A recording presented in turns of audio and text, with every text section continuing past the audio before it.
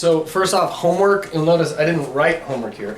That's because we're doing something different now. So the topic we're getting into today and we'll be doing tomorrow, I don't like the way the book does it. And I don't want to go through the way the book does it. And so I wrote up a homework I will be emailing to you guys right after this class.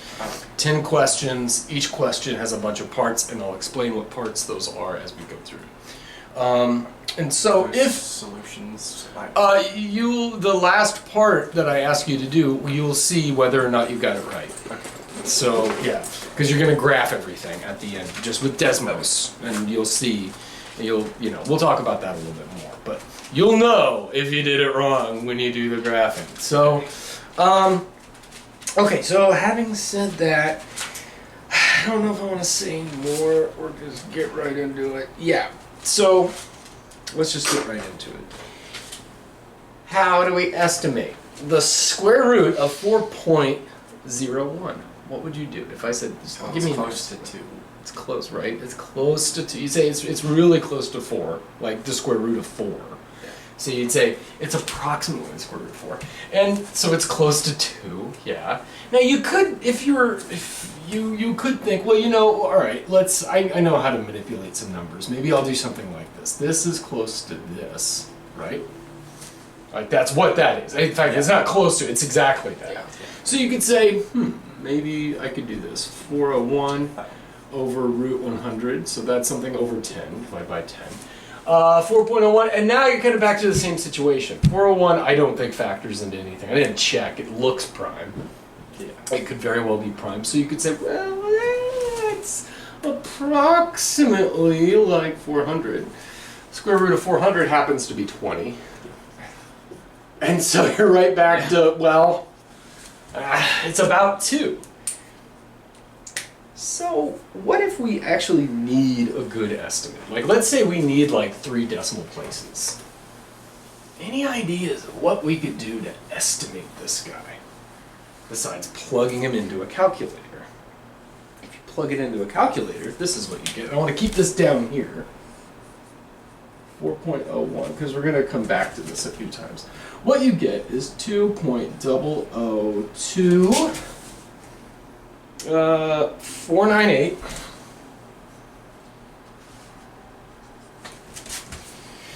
002 498 439. If your calculator rounds off after 9 decimal places, that's what your calculator would tell you. Well, let's say we don't have a calculator. What can we do?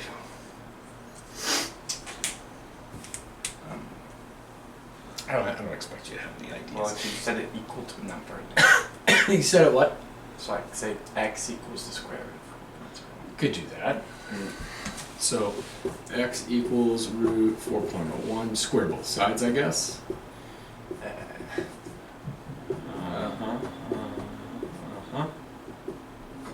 And Factor. and you factor it, and you're gonna find like x plus the square root of 4.01. We're getting back to where we started. And use the quadratic formula, and you're gonna find that it's equal to plus or minus the square root of 4.01. Yikes. So, any other ideas? So, now that you're in calculus, one of the first questions you should ask yourself with almost everything is there a function hidden here somewhere? You look at the square root function, right? And so okay, now, here we go. Okay, so we have this. And I'm just playing around here, saying, okay, I'm not sure what to do. Like, so let's forget about the original question here, and just think about, okay, there's a function. What do we know about this function? Well, I could graph it. And if I graph it, it looks something like this. And, okay, I care about what happens when the input is nearby 4, right? When I plug in a 4 into this function, what do I get out? Actually, a 2. A 2, right? Because the square root of 4 is 2. And so, okay, here's the thing. Now that we know a little bit of calculus, we could say,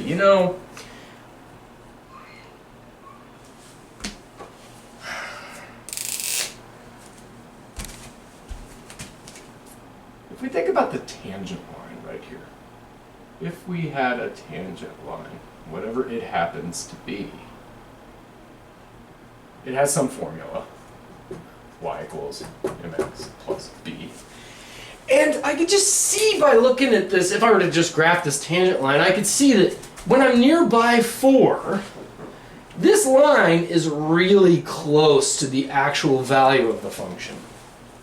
Now obviously, the further away we go, the further the line gets from the graph of the function.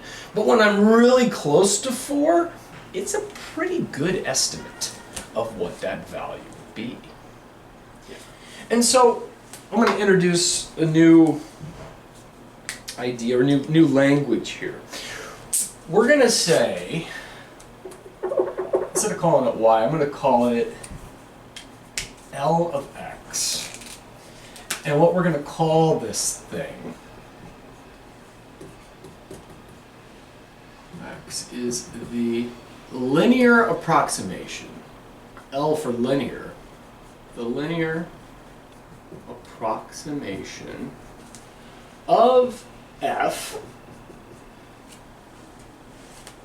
but not just of f. Like obviously, one given line is not going to do a very good job of approximating this curve anywhere. We have to say at x, 0, equals 4.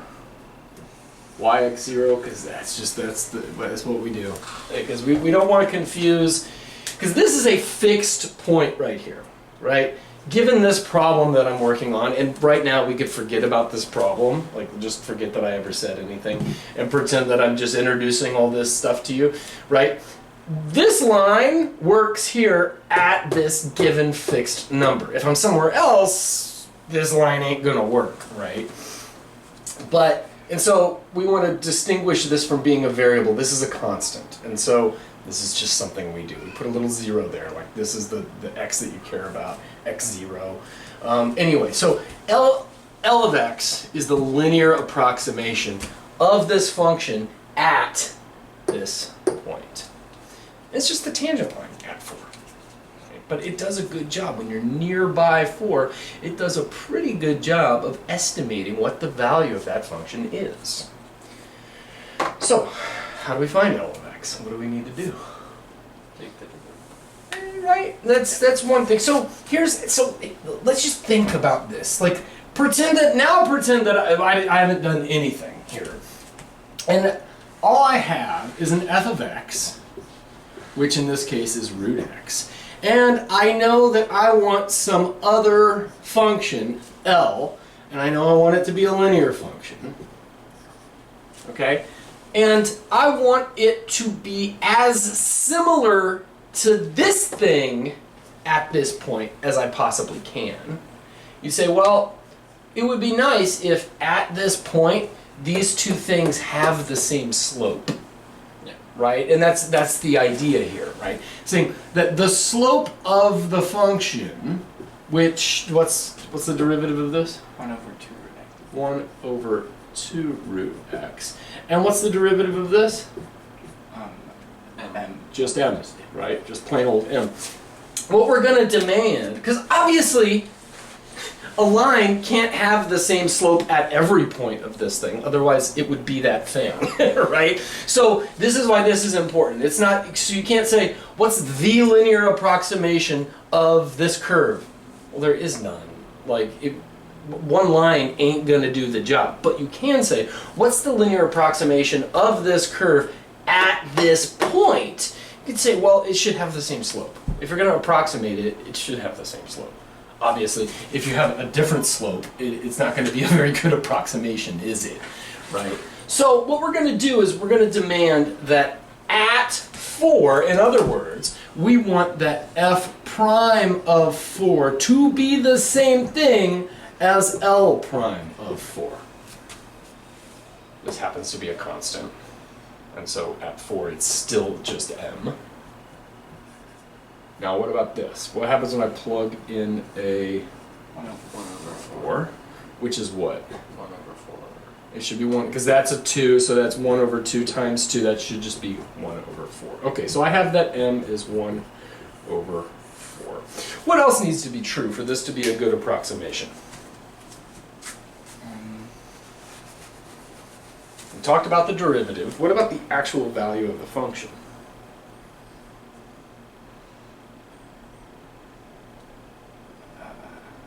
So think about it this way. Now we know that the line needs to have a slope of 1/4. Should it be down here? Should it be over here? It has to. You have to find the inner wires. Well, yeah, well we do, but that's not what I'm worried about right now. I'm just talking about, like, we want this, Has to go through at that point. it should go through at that Oh. point, right? And this is, yeah. So that's the other thing. So on one hand, so one of the things we demand must be true is that at 4, the function and the line have the same slope. We're also going to demand that at 4, the output of the function and the output of the line are the same. And so now we could use this, and really I'm just seeing a different way of finding the tangent line at a point. This is nothing you haven't done before, right? So, but I'm thinking about it slightly differently, right? So now this should be m times 4 plus b, but we know what m is. It's 1/4. We know that the square root of 4 is 2, so we have 2 equals 4 divided by 4 is 1 plus b. B is just 1. Okay, so we have our m, we have our b, so we could actually write that our L of x, our linear approximation of square root x at 4 should be L of x is 1/4 x plus 1. Okay. Now, our calculator told us this. Let's see what this says when we plug in 4.01. Give me a second here. So this is nothing new, right? We all like this. I'm just finding finding the equation of the tangent line at a point. So nothing new there, and that's what we got. Now let's find out what that linear approximation gives me. L at 4.01. Now we can see automatically, right, if I go a little bit beyond 4.01, this value is going to be different than that value. But we're hoping that this is close enough that the error, right, and the error is going to be the distance between the actual output of the function, and like if I were to zoom in on this, it would look something like this.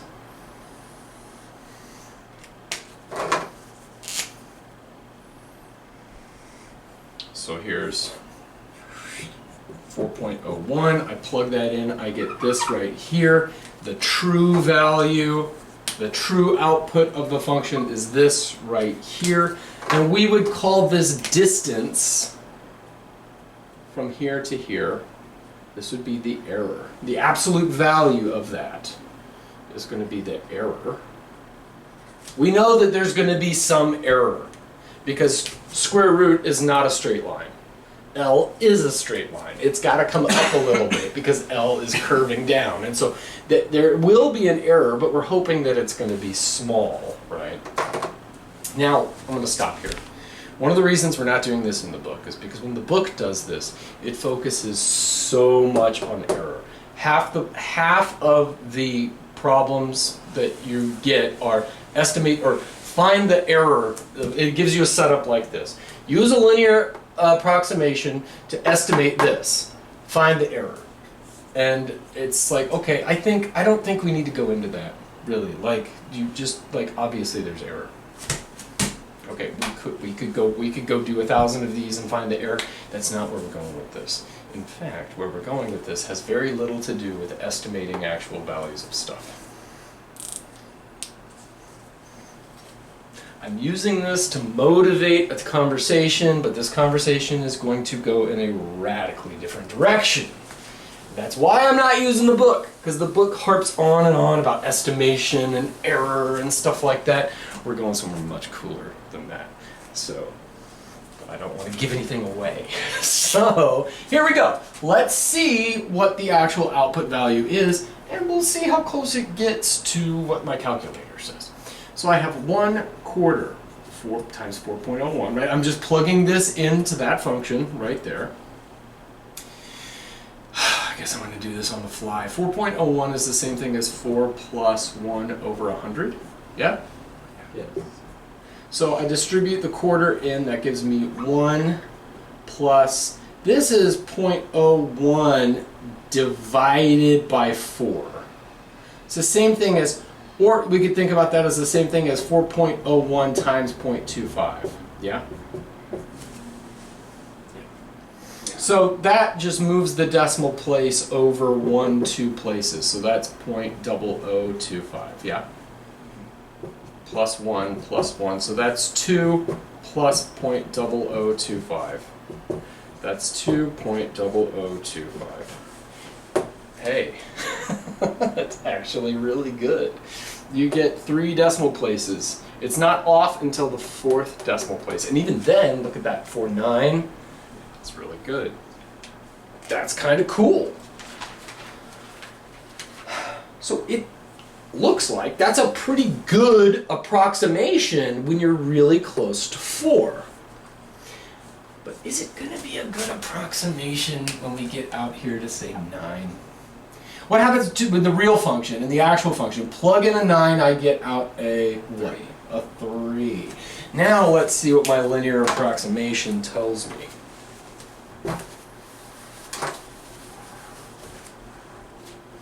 Oh, and we got L of, I plugged in 4.01 and got out a 2.0025. I want to have that. Okay, so now let's see what happens when I plug in a 3. I get 1/4 times, oh, no, Wait, no, no. 9, thank you. I did this on my scratch work too. Plus 1. 9/4. 9/4 is 2.25, right? Because that's 8/4 plus 1/4. So that's 2 plus 1/4 is 0.25. So 2.25 plus 1, that's 3.25. It's not terrible, but obviously it's not that great, right? It's not, the value at 9, the square root of 9 is 3. It's not 3.25, right? What happens if I go even further away? What do you think is going to happen the further away I Less get? accurate. It's going to get less and less accurate. In other words, the error is going to increase, right? It's another reason I'm not doing the section in the book, because this should just be obvious. They try to really beat it into your head. So if I plug in 100, what do I get out from this function? 10. A 10. Let's see what happens when I plug in 100 here. 1/4 times 100 26. is 26. Way off, right? And that makes sense just graphically, right? Yeah. Like your function's doing this thing, the line's still going straight up. It's going to get worse and worse. Now, don't get in your head that it necessarily is going to get worse. Well, it kind of is. So, like, if you have, say, sine, and you have some, ooh,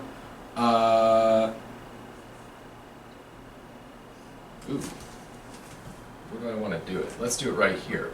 I have some linear approximation of sine right here, right? It does something like this. Right.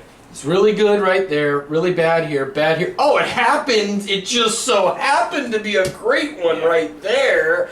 But you get the idea. The farther, in general, the farther away you get, the worse it's going to approximate your thing. It's not like, that's not to say that it might not intersect at a point, or that your function might come back up and get close to it. That could happen. We only care about what's happening locally to x0. And by locally, I mean in a neighborhood, in a small distance around the point that we care about. Okay, so now that I've done that, let's go ahead, I want to drive this home.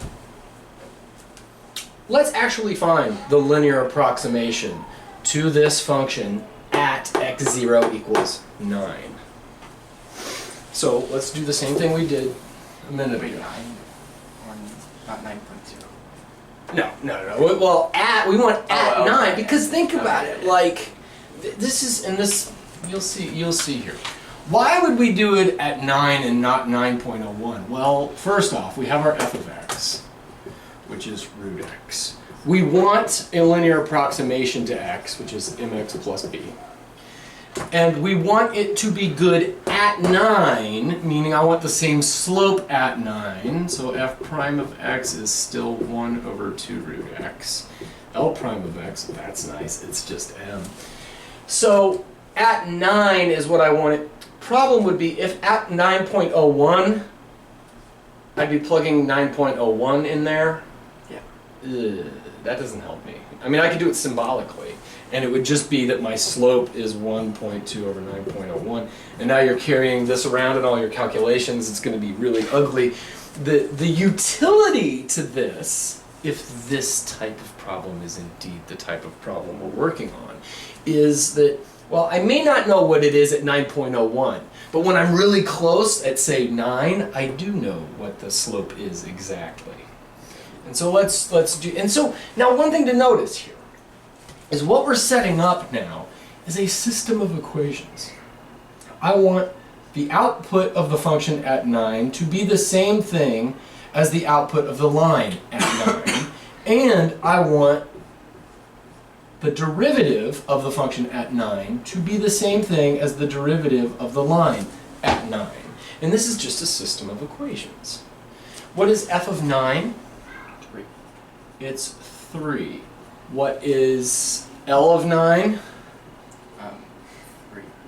9m plus b. Well, yeah, it needs to be 3, right? So this is the system that I'm setting up. Okay. L prime at 9 is 1 over 2 times root 9, which is 1 over 2 times 3. It should be 1/6. Yeah? And we're going to set that equal to m. You have a system of equations. If this were really, really ugly, you could use a matrix. It turns out what's really nice about this is you have one of them. And we're just going to do the same thing that we just did. We're going to take this guy, plug him into here. Work smarter, not harder. Right, to find our other, or b, which is, let's see, it's 9/6. 9/6 is the same thing as 3/2. 3 is 6/2 minus 3/2 equals b. Everybody see what I did there? Yes. Brought him over, okay. So that should just be 3/2. Okay, so we have found that the linear approximation of f of x at x0 equals 9 gives us 1/6 x plus 3/2. Oops. And you could check. If you plug in a 9, you get exactly the right thing because you've chosen the line that goes through there. In fact, we made it that way, right? We required that it does that, right? Could also guarantee that the slope is the same there, but it's a line, the slope is the same everywhere. And so it has all the properties we want. It should be a good, we could use this and probably get 3, maybe 4 decimal places if we were to estimate 9.01. Yeah. Okay? Now, but here's something I want to think about. So one way of thinking about solving this type of problem, which is find the linear approximation to of a function at a point, you could think about it as solving a system of equations. Another way we could think about it is like this. So, okay, that's what we got for that guy, right there. So this is, again, the linear approximation of this function at the point x0 equals 9. Another way we could do this is say, okay, well, same kind of thing. We want the derivative at 9, which we saw was this, that needs to be the slope of the function, right? Sorry, that needs to be the slope of the line. And so we could say, okay, well, let's do this slightly differently. If I know that, that there's a line, I want a line, I want it to go through here, but I know that its slope is 1/6. What I could do is say, well, let's just start with the line that has a slope of 1/6. That would be 1/6 x right there.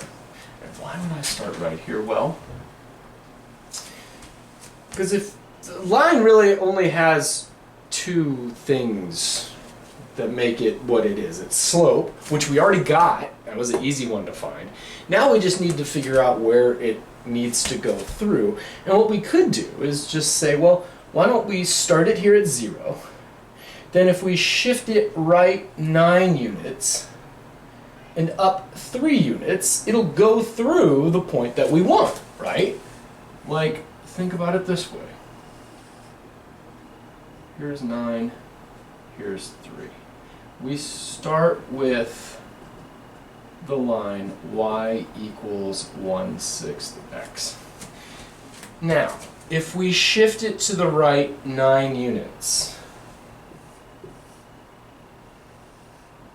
here's 3, oh, there's 9, and there's 3. Now our line is here. And how do I do that? Think if we're in Algebra 2 and I say take this function and shift it right 9 units. Just minus, I add 3 to the input, right?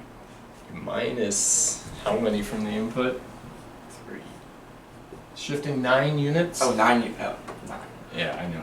I think I wrote a 3 there. Yeah. Minus 9. Yeah?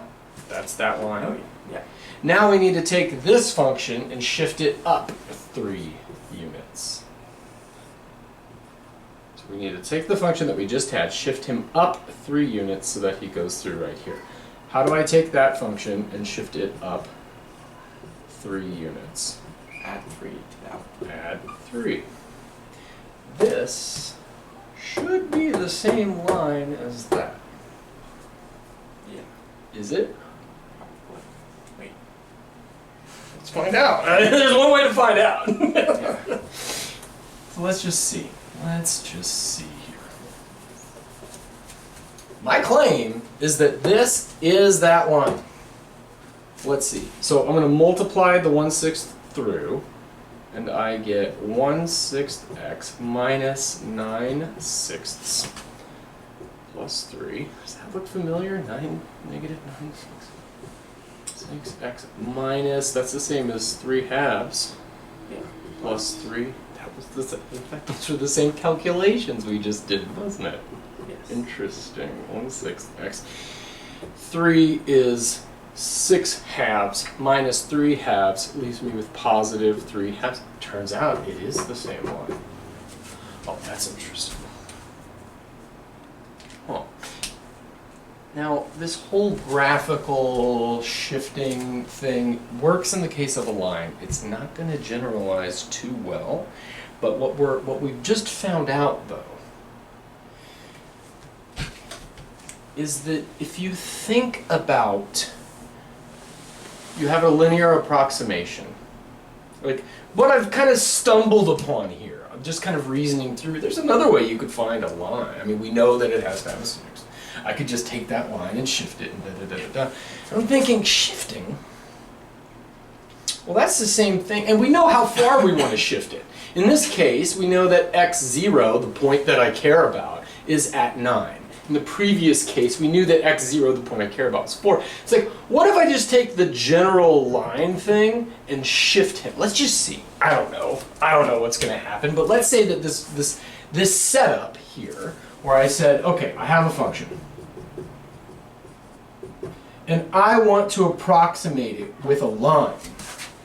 It might make my life easier to go ahead and shift that line to start off with. It might not, but let's go ahead and shift it and say that in general, okay, we saw that Lx is the same as that Lx, okay. So in general, we take the shifted line He's already been shifted, and you're like, well, we're doing this symbolically. We could have just done it the way we did before with the mx plus b. And you're right. You're going to do that on your homework. There's something else we could do. Just watch what happens. Okay, now what's the derivative of this function? Well, just -9, right? Or n No. top. Wait. Oh no, because it's yeah. What's the derivative of this? M minus. With respect to x. M minus. That goes. It's just m. Is m a constant? Yes. Yeah, so like, let's pretend it's a constant. Let's pretend it's 5. What would the derivative of this be? Just 5. Just 5. Yeah. Okay, so then what's the derivative of this? Just M. m. Just m. Ah, it didn't matter that I shifted the line. And now think about what I just asked you. I took a line, and it has a slope of m, and I shifted it. What's its slope? M. Still just m. Right, yeah. This will mess you up. When you start looking at this and you go, oh wait, oh, what's the derivative of that? Is there a chain rule? Is there a product rule? Yeah. I know. And that's one of the things. And, you know, it's one of those things that the more you do this, the more you identify, like, oh no, I can just do it, it's fine. When he doesn't have a power to him, just forget that that's there, and it's just a plain old x. Effectively, that's all you're doing. Now watch what happens. Okay? We said that we wanted these two things to be equal at, in this case, 9. So I plug in a 9 into here. I get f prime of 9 is 1 over 2 root 9, which we know is 1/6, equals L prime at 9, which is just m, always. 1/6 equals m. Nice. Watch how nice this is. F of 9 equals root 9, which is 3, which is the same thing as L of 9. What happens when I plug in a 9 right here? It goes away. It goes away. So all you're left with is B. Oh yeah, so it's actually really easy. And isn't that like what we did? I said we need to shift it this far. Yeah. And then we need to bring it up that far. Oh yeah, that's kind of easy. That's kind of nice to deal with. So that's another way of doing it. What I'm going to ask you to do in your homework is I'm going to give you, there's 10 functions. And for each one, I'm going to say find the linear approximation. One of the problems is find the linear approximation using L of x equals mx plus b. Blah, blah, blah, blah, blah, blah, blah. Then I'm going to say find it using mx minus x naught plus b. You're going to do the same thing again. It'll be, the second one will be slightly easier. Then I'm going to ask you to show that they're the same thing by multiplying this one out and showing that you got the same thing. Okay. Okay? So there's lots of like little parts, but really like this is all, you're just going to do this. And I'm very explicit about how I want it done. So everybody got this? Yeah. Okay? 2 different ways of thinking about it. They should give you exactly the same thing. Now let's think about this. Okay. Back to our motivating question for the day, which is we wanted to estimate 4.01. And I said, well, let's think about it as a function. We do the function. I said, I know some calculus. We could find a linear approximation, i.e. the tangent line right there. And it should do a pretty good job. But forget about that for a second and just look at this thing that I've drawn right here. Is there another function you could think of that looks kind of like this? Log. A what? Logarithmic. Well, yeah, okay, yeah. That's a good one. But what I'm thinking about is just something that kind of looks like this. If I were to continue drawing, maybe it looks like this. A Parabola. It kind of, like every curve kind of looks like a parabola. Right? Like, I mean, of course this doesn't because it starts here, but I'm just saying if you're thinking locally, nearby a given point, it's like I could I can imagine a parabola that kind of looks like that. But then Like if it went through right here, maybe it does something like this, and maybe it does something like this. I don't know. But I could just kind of imagine. Here we're finding the line of best fit. Is it possible that we could find a parabola of best fit? And if we can, would it do a better job? Because I can imagine, you know, because like this line doesn't curve at all. The thing I'm trying to approximate is a curve. A parabola curves. Maybe if I find a quadratic approximation, it might do an even better job. yeah, Let's find out. Let's see. Let's see. it's like a tangent parabola. Like you could think about it as a tangent parabola, but what we're going to call it, we're going to say qx is the quadratic approximation of f. Now obviously, there's not one parabola that's going to work everywhere, right? Like you might have a parabola that's really skinny down here. As you keep going this way, you probably want your parabola to be wider if you're just drawing a parabola. Like if I just had some curve and it does that, and we're like, well, right here, it kind of looks like my parabola should look like this. Here, it looks like my parabola might look like this. Over here, it looks like it might look like this. Obviously, same thing with a line. Not every line, or there's no one line that's going to work for the whole thing.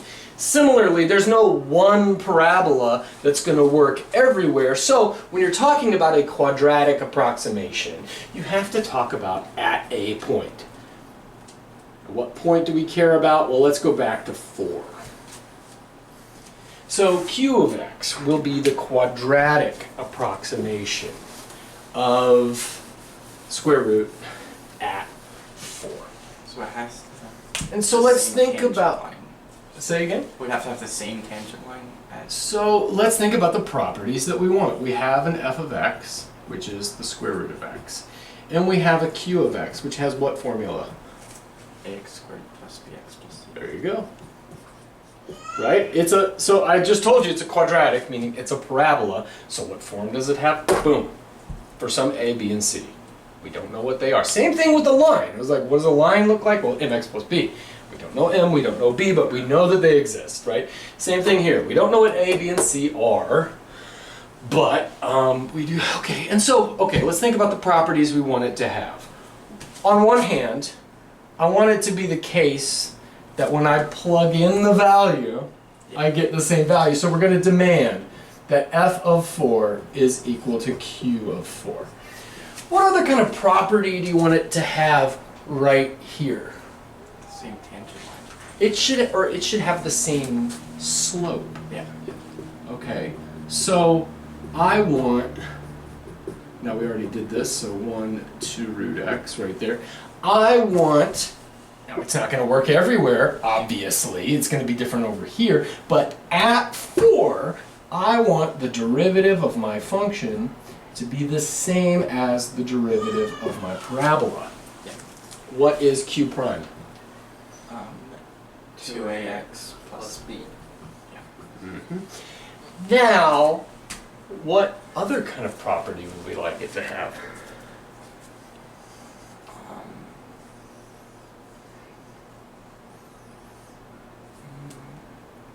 Do we want it to be concave up? Concave down. We want it to be and what tells us about concavity? Second This derivative. second derivative. So the same. So maybe we want it to have the same at 4 at the point we care about. Maybe we could say, you know, I want you to have the same properties and I want you to be bent in the same way as you're bent. I want this one to be bent in the same way as this one is bent. Now, what's the second derivative of that? Okay, first off, if f prime is 1/2 f to the negative 1/2, So then it's Negative 1/4 to the Negative Yes. 1/4 x to the negative 3/2. 3/2. So I'm going to rewrite that as negative 1 over 4. That's over x to the 3/2, which is the same thing as root x cubed. Yeah? Yeah. Okay. So root x, we're going to take it and cube it. Okay. Nice. And if all I wanted to know is just I could just leave it like that. I mean, it's fine. I just rewrote it like that because when I plug something in, it's going to be a lot easier that way. Okay. Okay. So what's the second derivative of this guy? 2a. 2a. Okay. We have how many unknowns? 3 and We have how many equations? 3. It's really nice, isn't it? Okay. It's almost as though these were made for each other. Huh. Okay, so now we could, if we wanted to, just plug it in and get a big system of equations, right? I'm going to go ahead and do it. F of 4 we know is 2. Plug in a 4, I get 2 squared is 4. so 4a Plus 2b plus 2b plus c. Now, I plug in a 4 into here, and what do I get? 1/4. 1 over 4. So 1/4 is equal to, what do I plug in there? 4, so 8a. plus b. 8a. Ooh. Oh, I did this last night. We're not plugging in a 2 here, are we? We're plugging in a 4. Yeah. Yikes. Yeah, I messed this up. It took me forever to do this one because I was like, where did I go wrong? It's because I didn't plug in a 4. Plug in a 4 into here and you get what? 16a Plus 4. And should be 6 plus 4 equals 4b. And so now, okay, I plug in a 4 here, 8a 8a. plus b. And it should be 4a. 4 equals 16a. Yeah, so let's look at this now. Plug in a 4 into here. We get negative 1 over 4 times root 4 cubed. That's negative 1 over 4 times root 4 is 2 cubed is 8. is 8. Negative 1, 4 times 8. Is 32. Negative 1. Negative 1 over 32. Also messed that up yesterday. That needs to be 2a. Now we could use a matrix. Yes. You're going to waste your time. And so might as well just substitute these guys back in. I mean, you're going to do the same operations. You just don't have to write the zeros. So a is equal to what? Negative 1/64. Negative 1/64. Okay. Now I'm going to plug that into here. And I get 1/4 is equal to 8 times negative 1/64 plus Just b. Negative 1 over. Or, Negative 1/8. An eighth plus a quarter. Is that? no, it's No, it's 5. 3/8. It's 3/8. There we go. So b equals 3/8. Let me mess this up. I want to make sure b is equal to 3/8. Okay.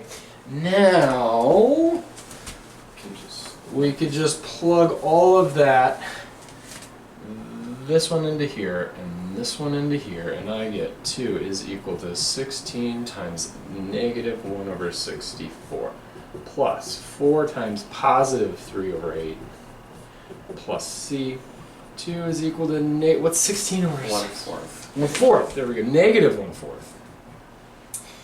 3 and 8, that cancels. That's 3 over 2 plus c. That's 6/4 minus 1 is 5/4. This is 8/4. Yeah? yeah, so Yeah. So minus that off, it's 3. should be 3/4 equals c. Whew, okay, good. Yeah, boy, I messed that up yesterday because I did the thing where I plugged in a 2. Why did I plug in a 2? It's supposed to be plugging in a 4. So yeah, okay? Everybody got that? Yes. Okay. Cool. So let's just go ahead and write the quadratic. Let's write down what we got. Q of x is equal to, which is also what I'm going to have you do. By the way, every time you've got one of these, I want you to write it out and put a box around it, please. So I'm going to give you one function. You're going to do the linear approximation this way, or with the mx plus b. And then you're going to do it with the mx minus x0 plus b, and then check that those two are the same. Then I'm going to have you do the quadratic where you do all this, and each time I want you to write out what you got. Please write it out. This will also be helpful for the final step where you go to graph these guys. You'll have it written down. You'll have it boxed on your paper so you don't have to go searching for it. This is going to help you and me. Okay? So you put a box around it and we're all happy, right? So there's the quadratic approximation. Now what I said earlier about the shifting thing, not generalizing very well, is that we could play a similar game with this. But the problem is if you try to start where you do, so for instance, what I'm saying, yeah, it's like it's if we use the same reasoning and we try to do the same thing, we could say, well, you start with your general parabola, and then you want to shift it by this much and up this much.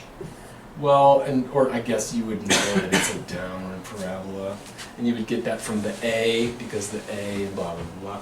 But the thing is, if you just shifted and added, you would have that your parabola looks like this, and then you shift it up. Well, is the slope 0 right there? No. No, so it doesn't generalize well, but we could say, it was really nifty when I just subtracted off. Instead of writing it like this, if I just subtracted off the point that I care about, it made my calculations easy. So maybe I'll just subtract off. Maybe I could rewrite this. Start by shifting everybody over to this point. So I have a x minus 4 now squared plus b x minus 4 plus c. Now let's just see what happens. F prime of x was 1 over 2 root x. F second derivative was negative 1 over 4x to the 3 halves. Now, what's the derivative of this guy? Oh, so 2a x minus 4 times x minus 4. Yeah. Okay, and that's it? Plus? B. Now what's the second derivative? 2a. Yep. There you go. And if you don't believe it, you can multiply the whole thing out. Multiply everybody's, you'll have like ax squared minus 8ax plus 16 plus bx minus 4b plus c, and you'll get to the same place. Okay. But that's what it is. It's really easy to do.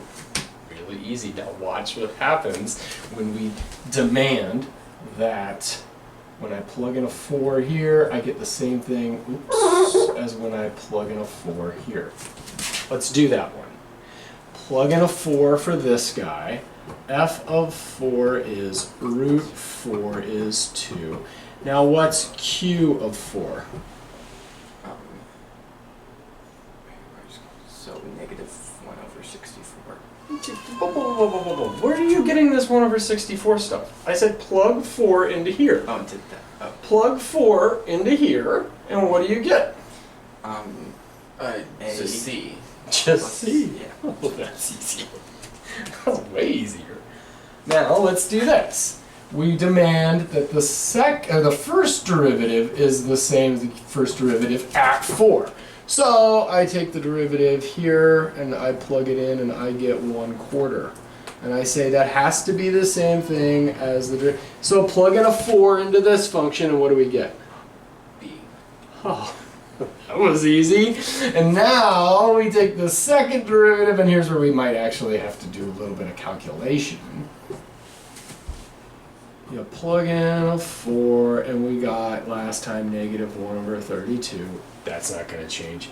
Plug in a 4 here, we get what? 8. Wait, no. Wait. Plug in a 4 for x, and what do we get? 2a. Still 2a. That does not change. Okay. So, oh, that's a lot easier, isn't it? That's way easier. So what do we get?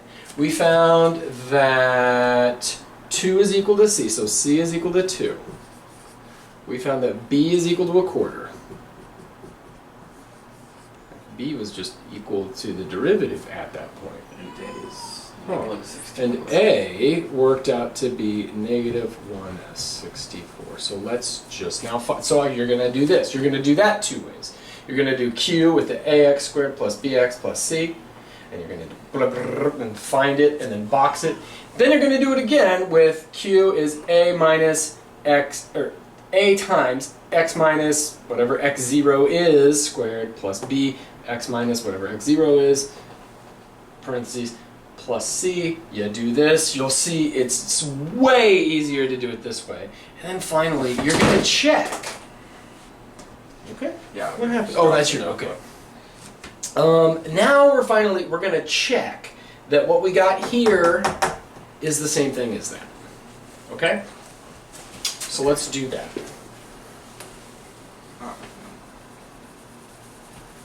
So the thing we just solved right here,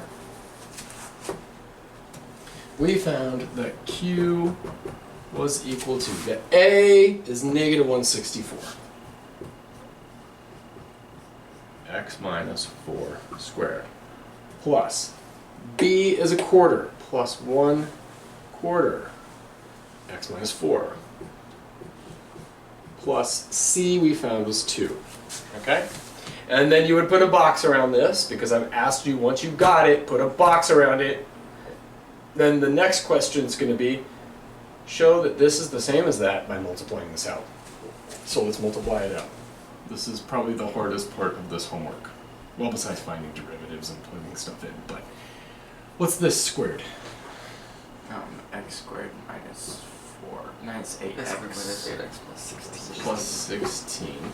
Now we could go ahead and distribute this guy. This is the same thing as plus a quarter x minus 1 plus 2. Okay, so now negative 1/64 x squared. Negative negative makes a positive. 8 over 64 It's 1/8. 1/8 x. Negative makes it negative. 16 over 64 is where these numbers look familiar. It's almost as though it's all the same stuff. It's almost as though going in this direction, you even do the same calculations. It's just kind of interesting. So this is negative 1/64 x squared. That and that make 3/8, right? This is 2/8 plus 1/8 is 3/8 x. 1 minus a quarter is 0.75, or how about 3/4? Right there. Yeah. Hey, it's the same. Check. You're good. Then the last thing you're going to do is graph it. You will go to Desmos, and you're going to type in square root x. And then you're going to type in the next line, 1/4 x plus 1. Then in the next line, right, is all graphing on one thing. Because, you know, Desmos has all those little boxes and stuff. Yes. You hit enter to get a new box, right? And so then you're going to type in negative 1 over 64 x squared, blah, blah, blah, blah, blah. And then you're going to graph them. And you're going to look at them. And one thing I want you to notice is, well, first thing, to check and see if you've done the thing the right way, here at the point you care about, the x0 that I give you. So, like your homework, it's going to say, like, problem 1, f of x equals, say, root x. And then there'll be a comma, and it'll say x0 equals, and that is the thing that I want you to do. That's the x0 that I want you to find. And so, You're going to check that they all go through that one point.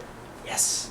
Then you're going to look, and I want you to kind of just play with this a little bit. Zoom in a little bit and make sure, like, yep, they all have the same slope there. And one thing you're going to notice is that the error for Q is smaller than the error for L. Well, That is until it's not, right? Eventually, once you get far enough away, all bets are off. We don't know what's happening. Because this function itself might come down, might go up, we don't know. But in general, we're talking about nearby, in a neighborhood of 4 here.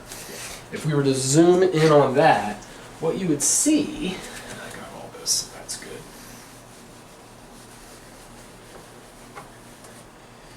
I'm going to exaggerate this a little bit. What you'd see is that the line does this. That's terrible. And that the parabola hugs it a little bit more. So it stays closer for longer before it drops off. All right.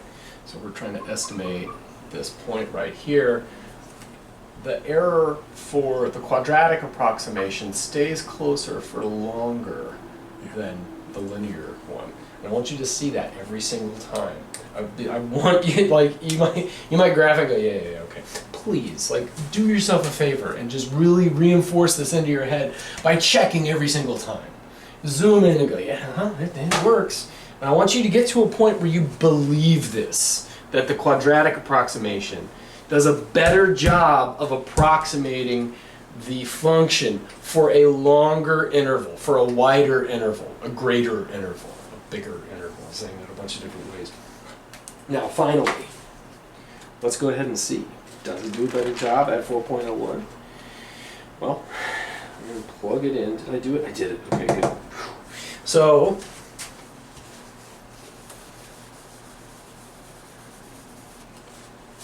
we got 0.0025 there. Now, if I just do this and say, okay, what does the quadratic approximation tell me this is? Well, I just plug in 4.01, square it, plus 3/8, 4.01, plus 3/4. Drum roll, please. Here it is. You get 2.0024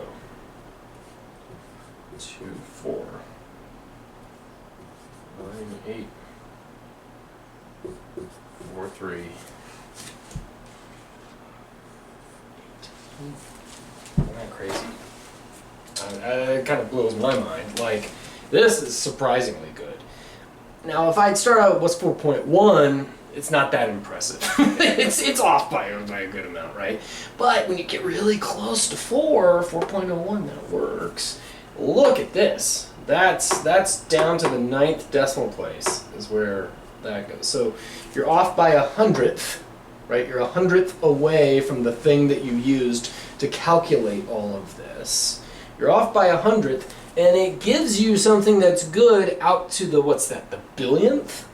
Right? Let's see, 1,000, 10,000, 100,000 million, 10 million, 100 million, yeah, out to a billionth. You're off by 1 billionth. That's pretty impressive. So, yeah, that's what so you're... is a parabola the best function to approximate Well, x squared? I mean, the square root of x. We'll see. We'll see. We'll see. Maybe there's something else. But that's the idea, right? You could use a line to approximate it. You could use a quadratic to approximate that. And as you jump from one to the other, this one gets better for longer. Any questions? Any questions? How much time do we have? Let me see here. Oh, we actually have time. Oh man. Okay. So, any questions? You want to do a homework question? Oh, maybe. The line, the one with the A and the B cutting Yeah. through the first quadrant. Oh man, that one's so rough. Oh, sure. Yeah. Okay. Okay. So you guys, if Cutting there's, so through the- I'm gonna email the homework to you. I explained everything that I want, but I go in, true to form, painstaking detail, explaining to you on the first page what I want you to do.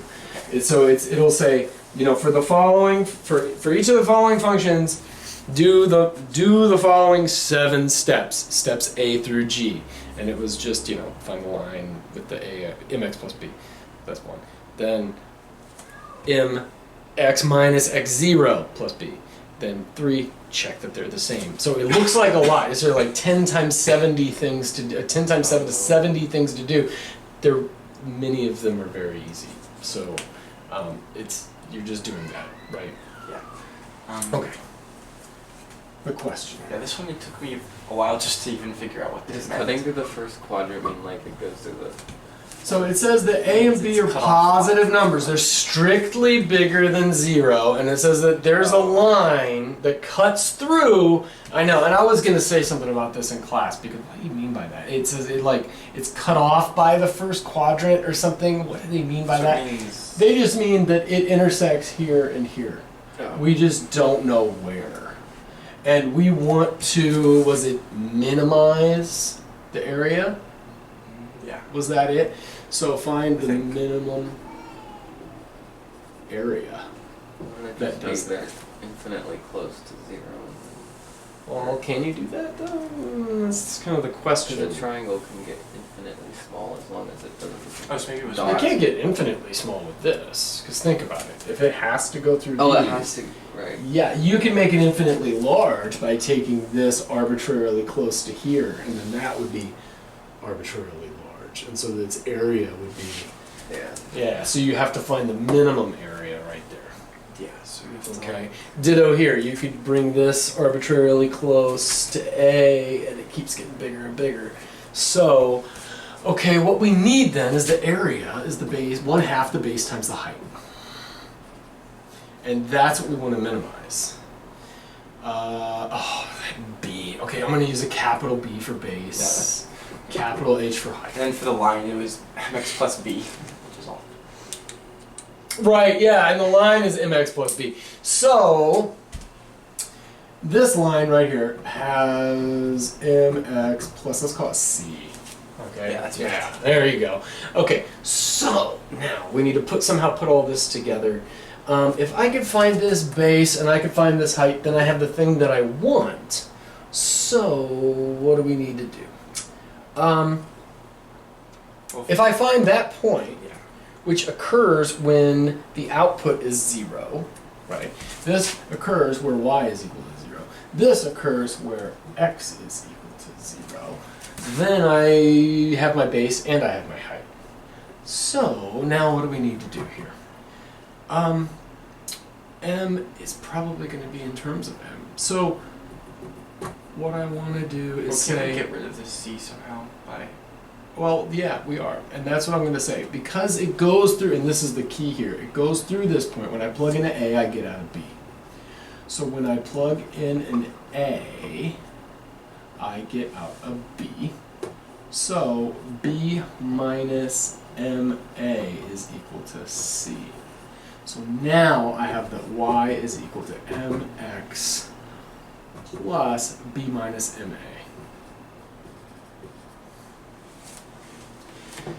Now, this is interesting. You could rewrite this. Mx minus ma plus b. We did this today, basically. Mx minus a. Huh. That might make my life easier. It might make it much harder. But that is what we want right there. We don't know what m is. We don't know what m is. We just know that it's got to be negative.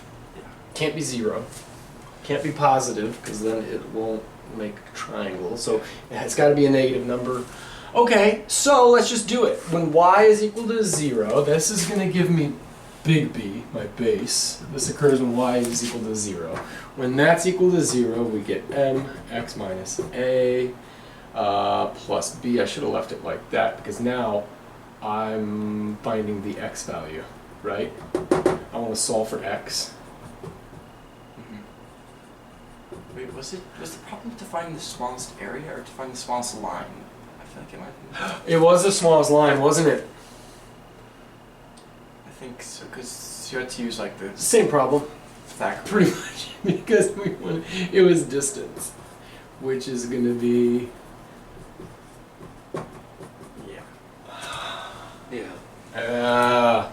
There you go. Yeah, see if we can. Okay, so it was to find the shortest distance, or the shortest line, the shortest hypotenuse. Another way of putting it. So we're still trying to find the same things. Yeah. Right? Okay, okay. So I'm looking for x now. I want that x value because it'll give me the whatever. So I have ma minus b equals mx, so that x is ma minus b over m. I'm going to rewrite that as a minus b over m. That may or may not help me out. It may hurt me. I don't know. But that right there is that length right there. Yeah? That's the base of that triangle. A minus b over m. Now for the height. How do I find the height? Let's just find the y-intercept. And how do we find the y-intercept? Plug in. Plug in a 0 into the thing.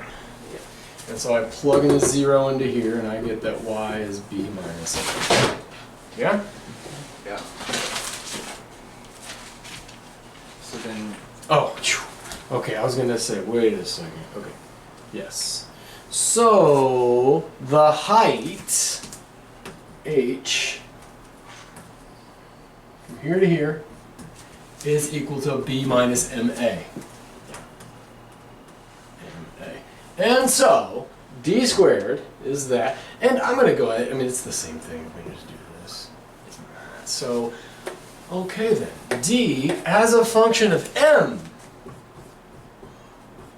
is equal to the square root of b, which is a minus b over m squared, plus b minus am. M-A-A-M, yeah.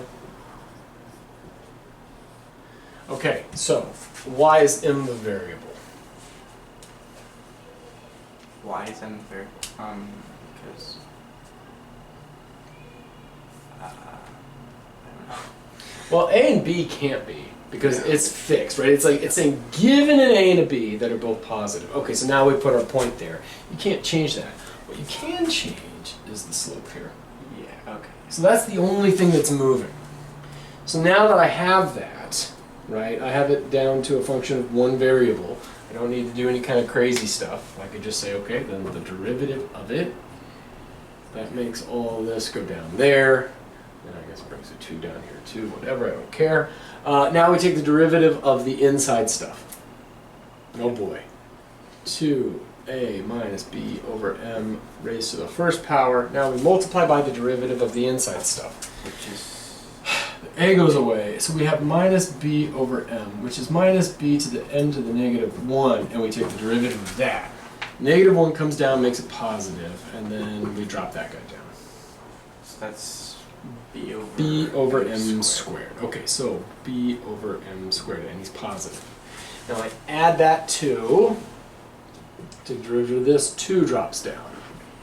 b minus am. Now I multiply by the derivative of the inside stuff. Which is just m. I mean, just take a day. Negative a. Ah, what a pain. Okay, yikes. Now I'm trying to find the minimum area, so I take the derivative and I Equals 0. equals 0. So I multiply by this. It's gone. Okay. I'm not worried about where the distance is 0, so I don't need to worry about dividing by 0. Yeah. And so now I have this, which I'm Plus going to Divided by. 2ab over m squared minus 2b squared over m cubed plus 2b minus 2a. Oh, shoot. The a comes in there too. A, so we have a minus 2ab minus makes a plus a squared equals 0. multiply everything. Multiply by everything. denominators. Yeah, so I'm gonna say m cubed should kill everybody. If I multiply both sides by m cubed, I get 0. This guy gives me 2abm minus 2b squared minus 2abm cubed plus 2a squared m to the 4th. And then you Told us The what that 2's cancel, and this is what I gave you. I said a squared m to the 4th minus abm cubed plus abm minus b squared. I told you that this factors into AM minus B times am squared minus b. I have just AM Well, you wrote it down wrong. times AM cubed plus B. Oh, okay. yeah. No, you're right. Yeah, okay, sorry. Yeah, I don't remember. I quickly threw this out of my head once I did it because I had to look this up. I put this in Wolfram Alpha and said, factor this for me, and it did. And there you go. And so then from there you could find your answers, right? If that one's 0, if one or the other one is 0. Then am minus b equals 0 gives you m equals b over a. The other one gives you negative b over a, and you take a cube root equals m. And then, I mean, at this point, I don't know, who cares? I mean, you can just plug those in. I'm not taking another derivative of this thing. Like, which one's a min? Which one's a max? I'm not doing that. Like, or you tell, like, we didn't even write the full thing out. Here's your derivative. Right? It looks like this. Now you want to take a second derivative? No. I'll just take the points off. I don't care. I don't want your credit. Like, you just, yeah. So at that point, I would just plug each one of them into and just see what happens. And I I haven't don't think done you that. could even have a max.